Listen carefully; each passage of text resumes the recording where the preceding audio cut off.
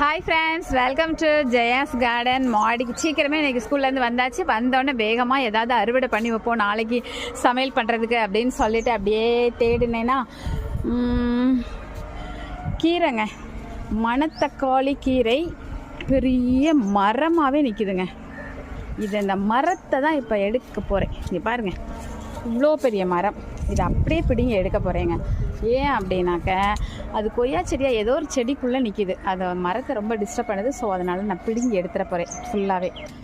பாருங்கள், எவ்வளோ பெரிய 5-6 அடி 7 அடிக்கு ஒரு மரத்தையே பிடுங்கி எடுத்திருக்கேன்.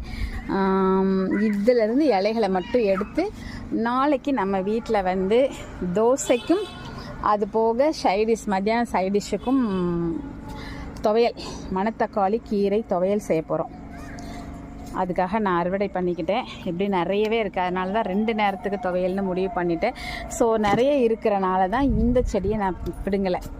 இங்கேயும் பாருங்கள், தலதலன்னு இவ்வளோ இருக்குது. இது இன்னொரு நாள் பொரியல் வச்சுக்கலான்னு சொல்லிட்டு இதை மட்டும் பிடுங்கியிருக்கேன்.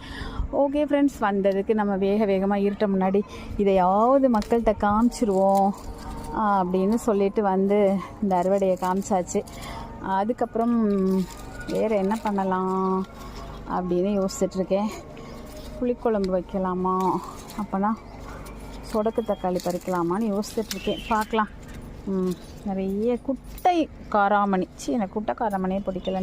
நீளமாக தான் வேணும்னு ஆசைப்பட்டேன். பார்த்தா குட்டை காராமணி வந்துடுச்சு. இது பாருங்கள், குட்டை குட்டையாக எவ்வளோ கிடக்குது. ஓகே ஃப்ரெண்ட்ஸ், நான் இந்த சின்ன வேலைகள்லாம் பார்த்துட்டு கீழே போகிறேன். உங்களுக்கு இந்த வீடியோ பிடிச்சிருந்ததுன்னா லைக் பண்ணுங்கள், ஷேர் பண்ணுங்கள், கமெண்ட் பண்ணுங்கள், மறக்காமல் சப்ஸ்கிரைப் பண்ணி சப்போர்ட் பண்ணுங்கள்.